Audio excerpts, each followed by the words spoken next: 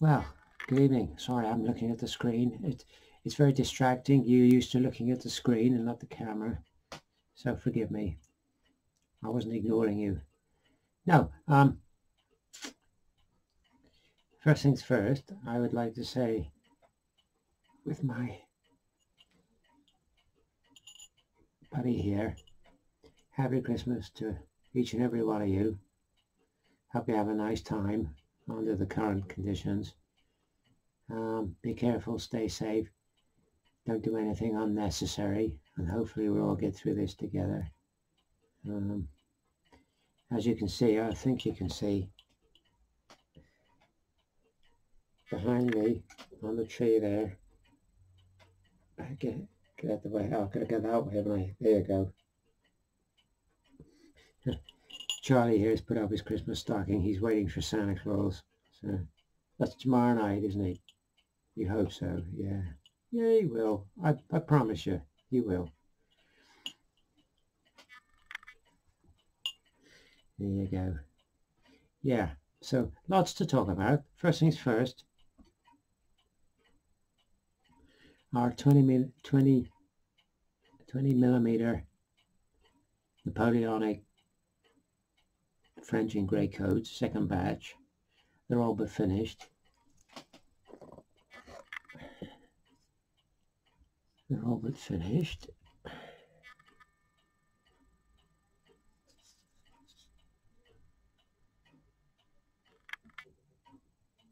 Just sort of little odds and ends to do on them, really.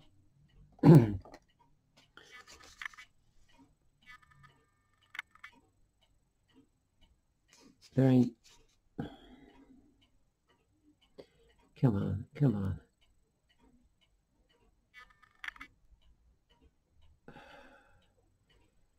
Come on. You know you want to focus. Come on.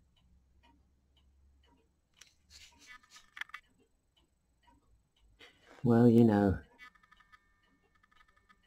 There you go.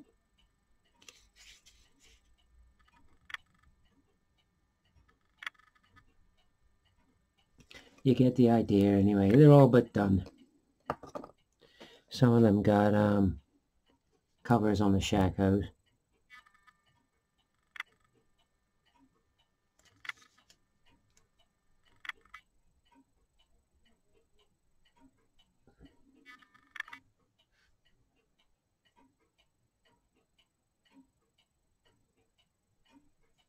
Come on, come on.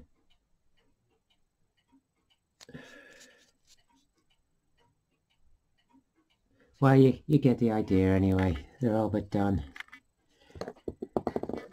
Just little odds and ends to do to them. Sorry, I'm looking that way again. Just little odds and ends to do to them, and then that's this unit done. Then it's just one unit of Grenadiers by Zvezda. And I can plow straight into them because they don't need prepping or anything. Everything we need to do this project now is all been prepped. So once I've done these, I'll give these another go tomorrow. Once I've done them, I can plow straight into the Grenadiers. And it's just a few odds and ends, Wellington and his chums, and we're done. So we're nearly in Moscow, which is nice. I will be glad when this is finished, believe me.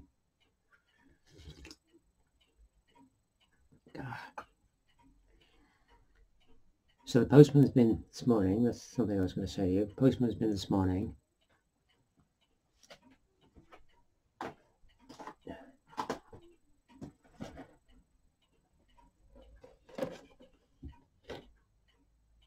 Bought me two boxes of unmarried Zulu MP.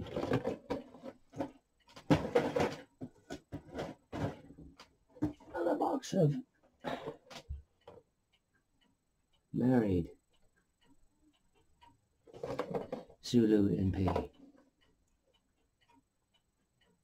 Somebody out there will probably tell me what the difference is between married and unmarried. Obviously, apart from a wife, that is. 32 figures in a box. So I thought at some point I would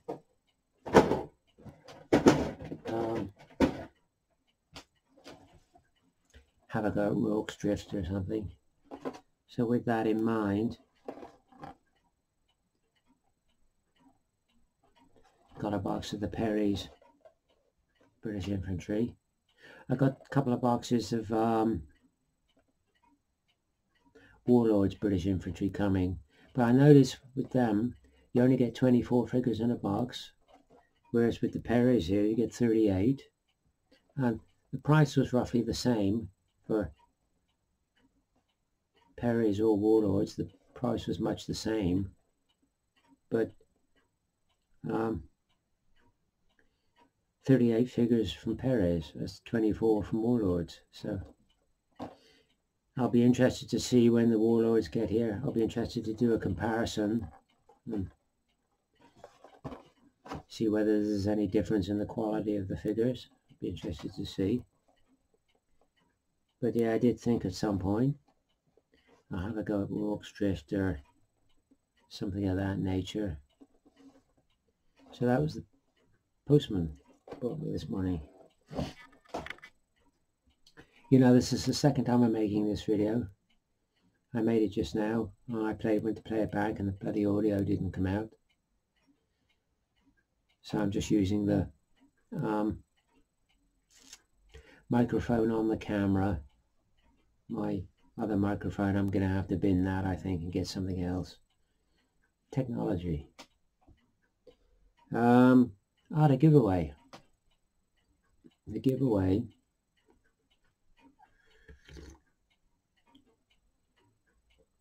Whole menagerie of things this month.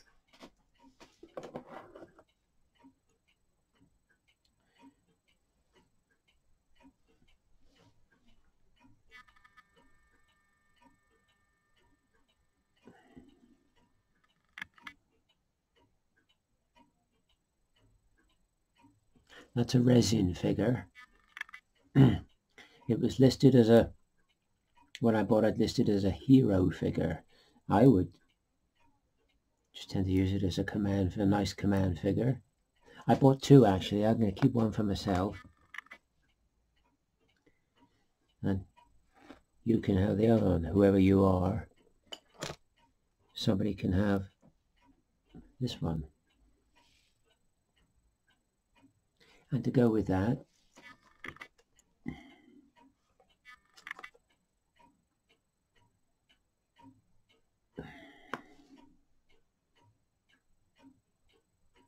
three resin,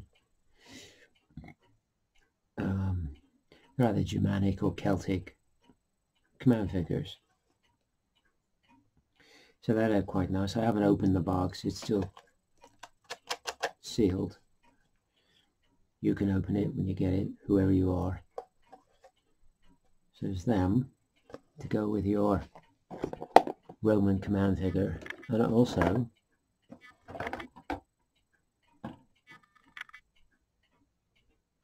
$20 Roman legionaries plus, see that, plus a scorpion and 2 crew. I got a box of these for myself tucked away in the other room. Yeah, look like nice. I haven't opened my box, but they look like nice figures. So there's that. There's other stuff here which I'm going to put in the box, which I'm not going to tell you about because it's Christmas and Christmas should be surprises. So I'm not going to tell you. So there's a whole box of stuff, but that's some of what's in the box anyway. The ancients stuff. What I did notice just now was, I have to tell you, I ordered some videos to watch over Christmas. One box that came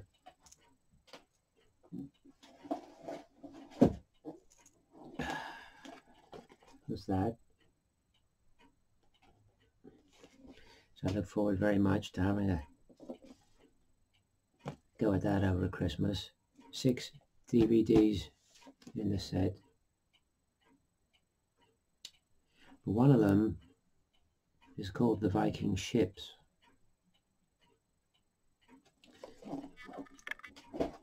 But what came in the post earlier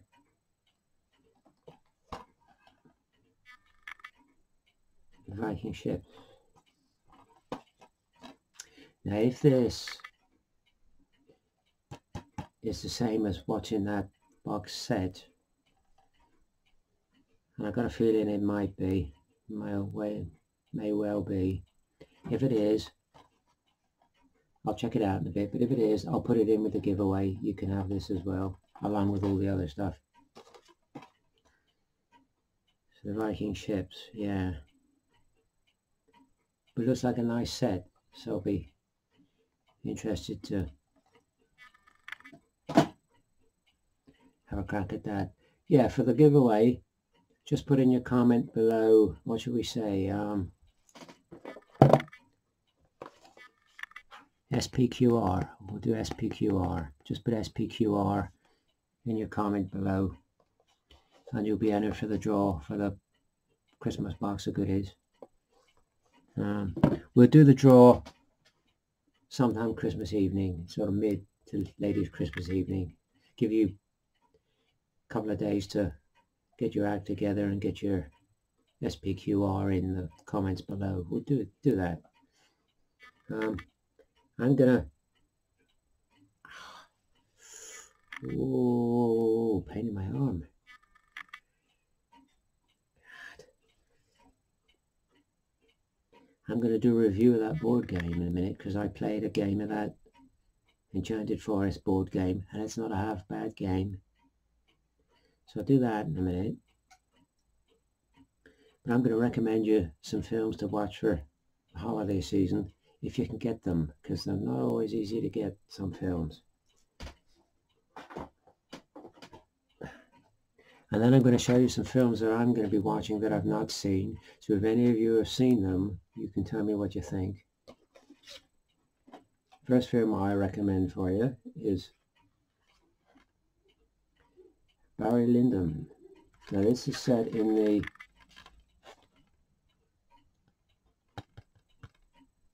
I think that's a 7 Years' War. I'm pretty certain that's a 7 Years' War. And it tells the story of Lyndon, played by Ryan O'Neill. Cameo part by Leonard Rossiter from Rising Damp, if any of you remember Rising Damp. Very good film, very enjoyable film. Well worth watching. If you like the Roman epic, have a go at that one, Quo Vadis, with Robert Taylor. Very good film. It's got Peter Ustinov in it as well, who always seemed to pop up in these types of films back in the day. This one I noticed is a 2-disc special edition version, which is nice. So Quo Vadis, thoroughly recommended if you like that sort of period in the Roman epic and all that. That's nice. Ivanhoe, if you like medieval period. Ivanhoe with, again, Robert Taylor, Elizabeth Taylor, and Guy Rolfe as a very nasty King John. King John, I think, was a little bit of a despot. So it played very well by Guy Rolfe. So that's a very, very good film. If you like that period, knights in armor and all this type of stuff, pageantry and stuff. He did a trilogy of films, Robert Taylor, in that sort of genre. Knights of the Round Table, again Robert Taylor. Not quite as good as Ivanhoe. That's the sort of best of the three, I think. I mean, still a very good film, Knights of the Round Table, still very enjoyable if you can get it. I still recommend it. And the final one of the three, which was, I had a dickens of a job to get a copy of this. the adventures of Quentin Derwood. And this one I had to send to Spain to get this one. And when you put it in the machine, the menu comes up. It's all in Spanish, but you can sort of work it out. But the soundtrack is in English. There's no problem. You play it, it just plays in English. There's no problem. A very good end to this film. I like this film, Quentin Derwood. What I find interesting with this film is, at one point, you know, it's the usual sort of scenario around castles and damsels in distress and all this business. At one point he has to break into a castle, and one of the castle guards has a very, very, very early firearm, very rudimentary firearm, which he fires at Robert Taylor. So that was quite interesting. So there's some films for you to watch over Christmas if you can get them. What I am going to be having a go at, see if any of you have seen these already. Let me know what you think of them. Rise of the Viking. This one is 154 minutes, so just over 2.5 hours. That's an epic film. That's an epic film. I hope it's worth the length. Sometimes you get long films and they're not worth the length. They're too long and drawn out. Invariably when I make a video, you see,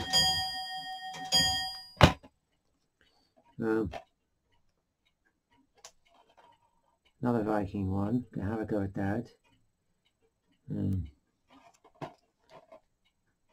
Don't know whether it'll be any good or not, but I thought I'd give it a go. I always tend to buy videos in the run up to Christmas, and then I just sit over Christmas and just plow through them.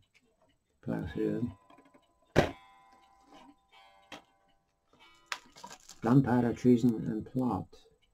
So the Guy Fawkes story getting reworked, I guess, but looks interesting. So interested to see what we make of that one. Plenty of blood and guts. So there you go.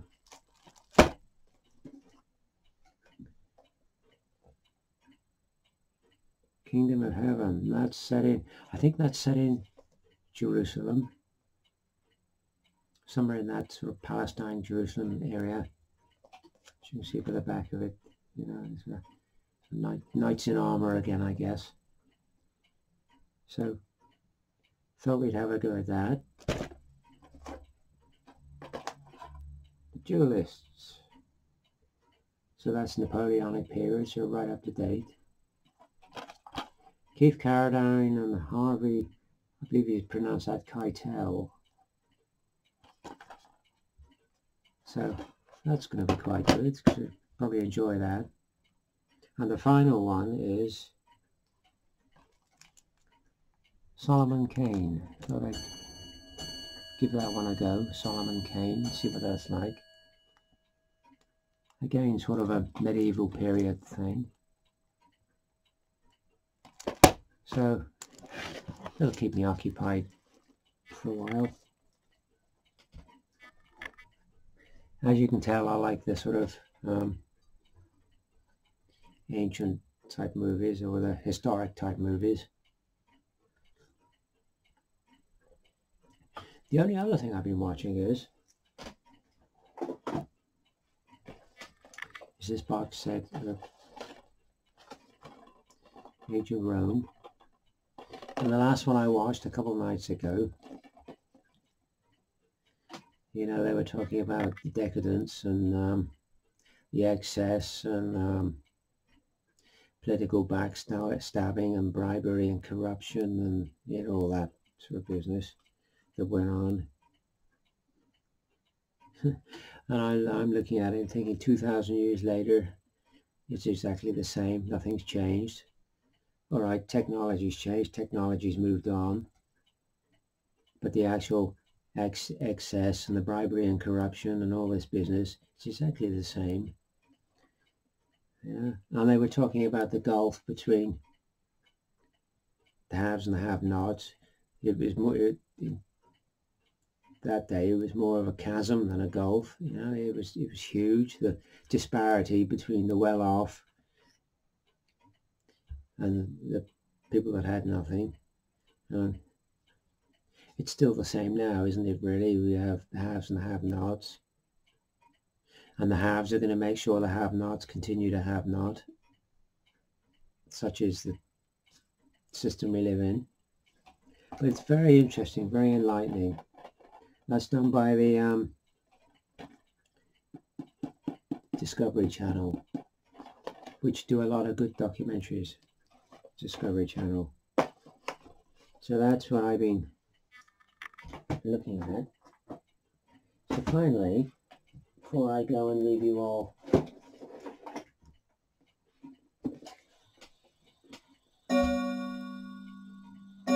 drift into Christmas Eve,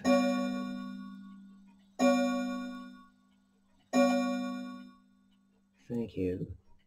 We'll have a quick look at the Enchanted Forest, which I have to say, a little tricky to play sort of solo, because it's a bit of a memory thing, and you sort of got to keep things a bit sort of secret from the other side. And if I'm playing both sides, or you know, playing multiple things, it's a little bit tricky, but it gave me a flavor of what the game was about and how it worked. And it's very enjoyable game, I have to say. Very enjoyable.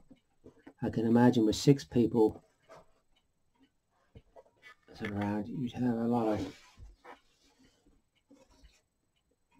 fun. Now that's the village where you start from. That's your starting point. Now on these blue circles here, there's 13 of those dotted around the board. So there's more on the other piece of it. You place randomly, you place trees. I suppose these are meant to be sort of conifers or something. And under each tree is an item, as you can see. So there's a goose on that one. And corresponding to the trees, you have 13 cards. And each card has one of those items on it. So there's a crown on that one. Now this pack of cards is,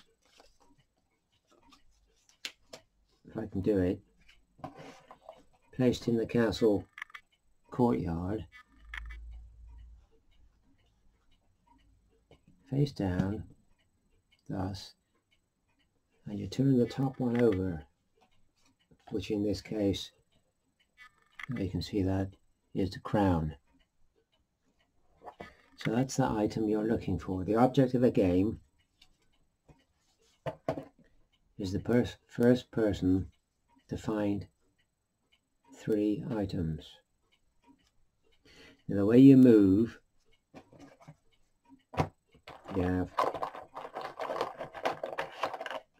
a coloured wooden piece like that. As I say, they all start there in the village. And the way you move, you have 2 dice. So you roll the dice. Now let's say you get 8, 5 and a 3. Now there's various ways you can move. You can move, because you've got 8, you could move 3 forward and 5 backwards, or you could move 5 forward and 3 backwards, or 8 forwards or 8 backwards. It just depends how you want to play it. And the idea is to land on these